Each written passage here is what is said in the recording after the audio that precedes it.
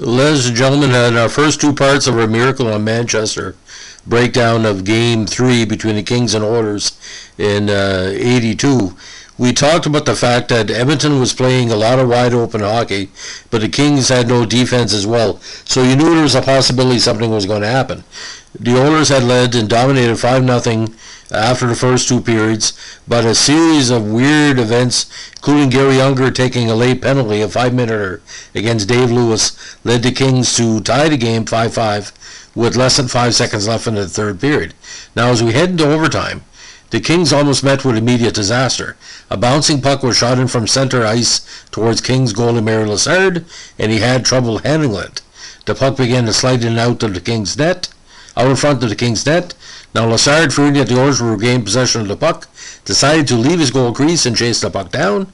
He went to a slide. In doing so, he collided with Glenn Anderson about 40 feet in front of the Kings' net, and the puck moved even farther out of his reach. By this time, Mark Messier had skated the Kings' zone and took the puck on his backhand. With Lassard out of the net, Messier had an opportunity to score the winning goal into the open cage.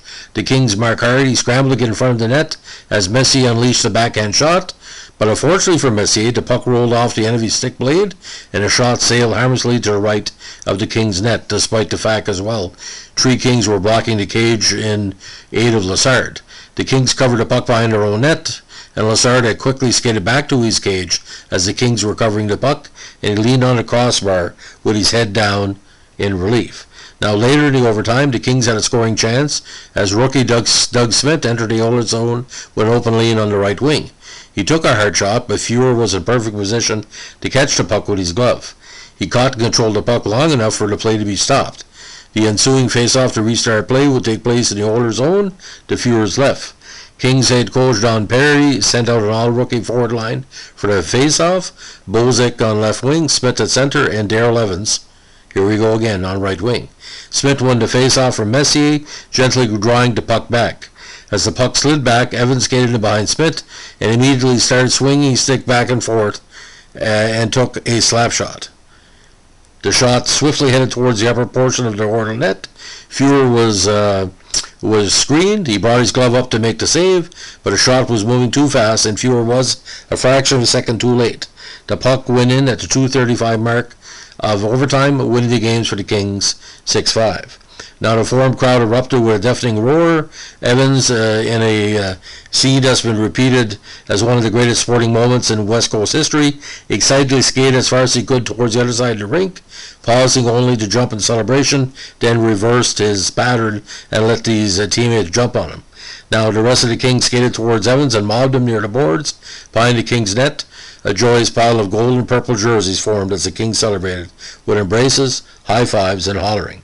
After a couple of minutes, the Kings' coaches and staff stepped on the ice to join them. The Oilers quickly made their way off the ice, forming a quiet line along the left side of the ice. Now at Edmonton's goals, Messier, Gretzky, Fogle, and Silton, Gretzky's second goal, then Wells, Smith, Simmer, Hardy, Bozek, and Darrell Evans, his fourth of the series. He was a beast in the series. Now that game, Lassard only stopped 30 of 35, while Fuhrer stopped 45 of 51. Now, one more game was still to be played in the Forum. Once again, the game was close, but the Oilers held on to defeat the Oilers 3-2 and send the series back to Edmonton for Game 4. Glenn Sader, in response to Kings Public Relations Director Scott Carmichael cheering near the dressing room after Miracle Game 3, said to Carmichael after Game 4, "You aren't cheering tonight, are you?" Followed by an altercation that ended after several Oilers players intervened on Sader's behalf. Now, in a rare occurrence, both teams had to board the same plane heading back to Edmonton. Now, charter flights were not big back then. The flight left at 1:30 a.m. The game was not to be played that night on April 13th. The Oilers were seated in the back and the Kings sat in the front.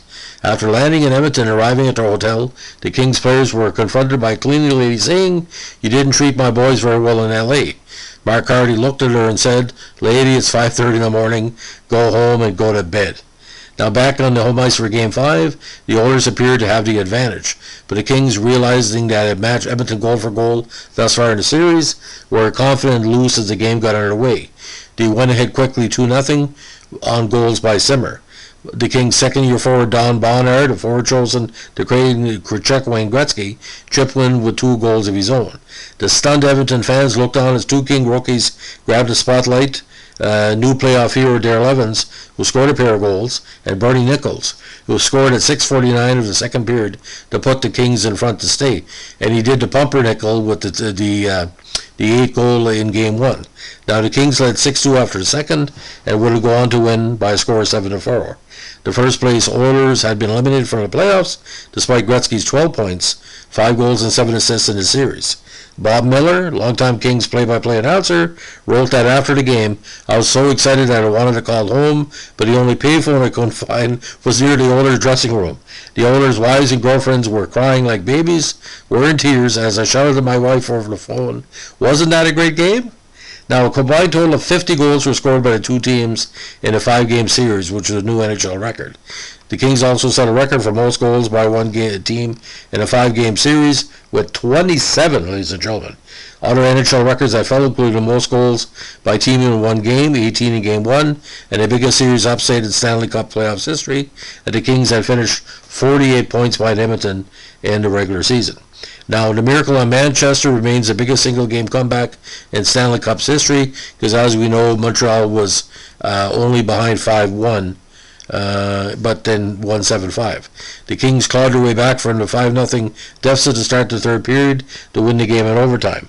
Despite the upset against the Oilers, the Kings lost the next round to an eventual Stanley Cup finalist Vancouver 4-1, who lost the Oilers in 4 straight. Now, some say the loss really threatened the Oilers' reserve, and you can say that. They made 5 Stanley Cup finals in the next few years, losing in 83 to the Islanders, but beating them in 84 and winning 85, 87, 88, and 1990, without Gretzky, of course, with the messy years. Now, the miracle on Manchester would prove to be the Kings' only bright spot during the early 1980s until they got Gretzky to show up. Now, the Oilers and Kings would meet again in the playoffs in 85 and 87, with the Oilers easily winning both series. Now, it wasn't until Gretzky was traded to LA in 89 that the franchise turned around, as it led the Kings in an upset of defending champion Oilers in 89 after a 3-1 deficit before losing in the second round to the eventual champions, the Flames. The Kings suffered second-round eliminations during the 90 and 91 playoffs, while losing in the first round in 92. Now, in 93, they made it as far as the Stanley Cup Finals, only lose to Montreal. However, from 94 to 2011, the Kings just won one playoff series. For Toronto fans that would be familiar, during the 2001 postseason, where they upset the Detroit Red Wings in 6 games, featuring the Game 4 stunner at Staples and coming back from a 3-1 deficit to push the eventual Stanley Cup champions, Colorado, to 7 games. The Kings made 3 straight conference finals appearances from 2012 to 14, with their 2014 playoff run including 3 series that went to 7 games, and trailing 0-3 and 2-3 in the first 2, and went on to win the Cup in 2012 and 2014. So, what have we learned on the miracle on Manchester? Well, the Edmonton Oilers weren't ready that year. They had a lot of filler. I think what happened, ladies and gentlemen, if you watch the series, both teams in that best of 5 were completely out of shape. They weren't playing any form of defensive hockey. You would never see in a million years 18 games in a playoff game. Anytime a coach talks about coaching in the playoffs, he points to the Kings Oilers series in 1982. Don't play like that, because literally bad goaltending, bad defense, too much of a mix of veterans and rookies. And like I said, Edmonton had firepower, but ladies and gentlemen, they played terrible at home. I mean, you don't give up 17 goals in an opening of a set in the final game and expect to win. That's not going to happen. And winning 11-8 or 10-7 or whatever, it took a while for them to learn defense, which you got with Ken Linseman and other key players. But Coffey was young, Lowe was young, Greg was young, Huddy was young. Gretzky was still a bit of an egotist, Gretzky's defensive game got better as the goal got older. You look a lot of the goals that the Kings scored, it was his mistakes or him not working because he was getting a majority of the ice time. So, ladies and gentlemen, if you like what we're doing with our multi-part podcast, let us know. Like, comment, and subscribe. Any LA fans that listening to this want to give me your memories of that, I'd love to hear about it. I didn't have a chance to watch the series because I was too busy watching the Nordiques beat my Habs and watching Dan Bouchard say that God had chosen him to beat Montreal. I'm telling you, 82, exciting NHL playoffs. Thanks for listening. Bye.